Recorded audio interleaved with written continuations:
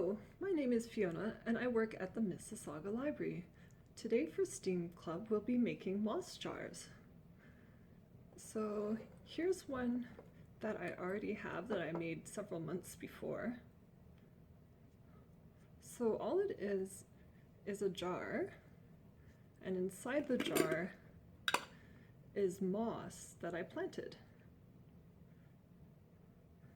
And these are super easy to make and they're super easy to maintain. All I had to do was collect some moss, set up the jar, put the moss in with some water, and it pretty much self-maintains. I don't have to rewater it very often. So what you'll need to make your own moss jar is a jar, of course. I chose this jar because someone gave it to me. It has my name on it, so it's extra special.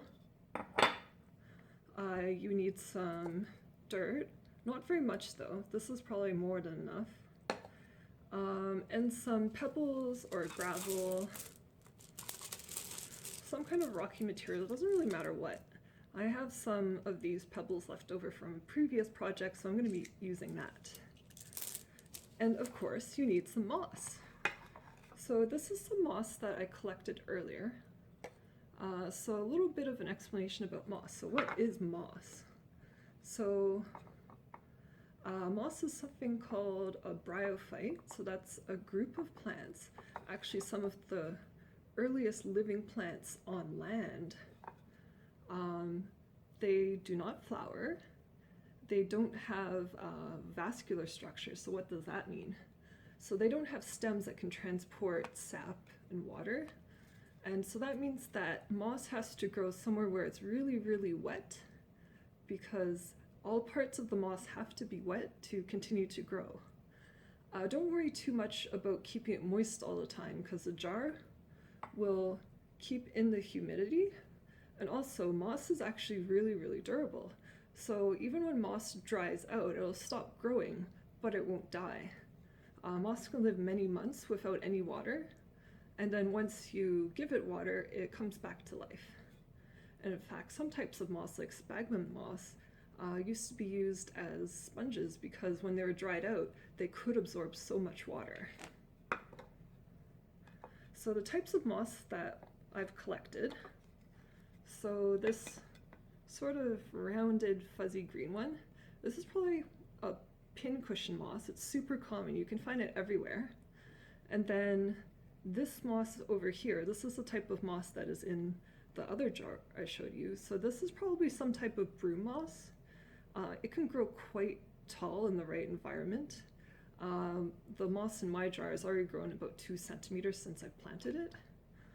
So it's really fun because you can watch it grow really fast, whereas the pincushion moss is very, very slow growing. It's very soft. So let's get started. Okay, so this is super easy. So take some stones, taking about this much, and put enough in your jar. Okay, I need a little bit more, so putting a handful more. Put enough in your jar to cover the bottom. It doesn't have to be super deep. So this is for the drainage, so the excess water can just go into the bottom and sit there. Moss is totally fine sitting in standing water, and in fact, in bogs and marshy area, moss is often the dominant plant because it can tolerate that. Alright, so after we've put in our stone layer, we're going to put enough dirt to cover the stones. And the dirt's actually optional. You can actually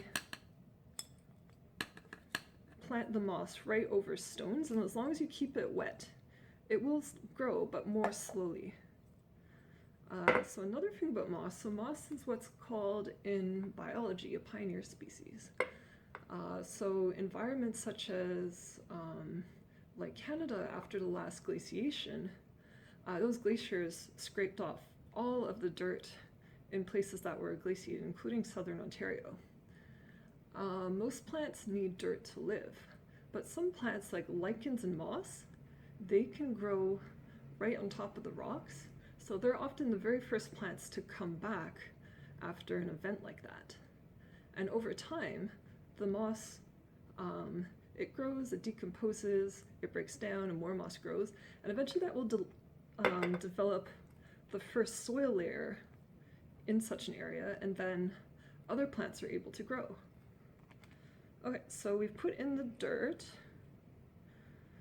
and don't fill up your jar too high. Make sure there's enough room for the moss to grow up. So now I'm going to put in a bit of the pincushion moss. Plop. So there it is.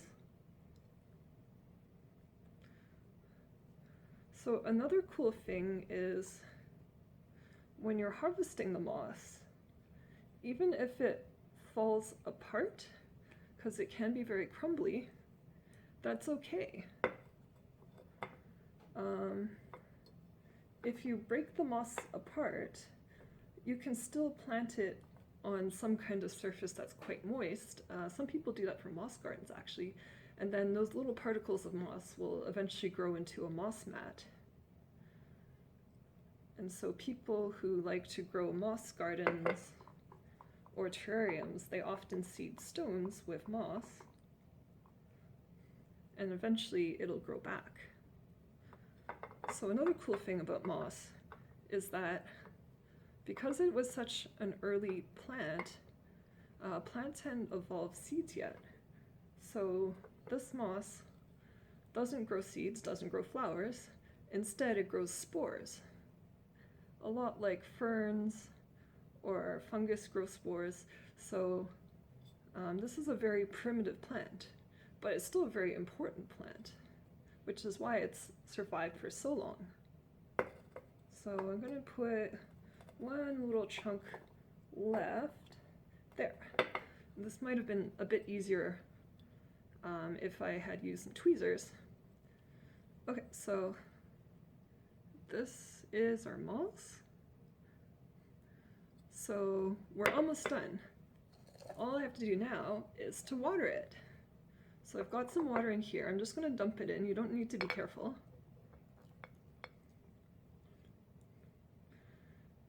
And just make sure you see enough water's in there that it's kind of sloshing around the stones.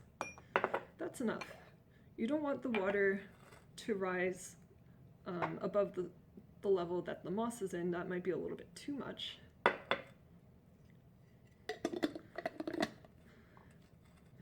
And if you keep the lid on, what happens is that this creates like a steamy greenhouse environment for the moss, and it'll grow super fast, but you don't actually have to keep the lid on. And sometimes when the moss gets too humid, I notice that mold will start to grow. So that's not the end of the world. Your moss won't die. It's actually really strong. All you have to do is take the lid off and let it dry out a little bit. So there we go. We've created a terrarium of moss, and we now have a tiny little moss garden. So thank you for watching. Please visit our website or Facebook page for details on what is coming up, and for our digital 24/7 services where you can download ebooks, audiobooks, movies, magazines, and so much more. You can also get ebooks about the evolution of life and plants. Totally awesome. One of my favorite books about evolution is actually this book. This is my personal copy, Prehistoric Life by the publisher DK. So if you're interested in learning about bryophytes and angiosperms and all those things I mentioned, totally take that book. But that's it for today, so bye!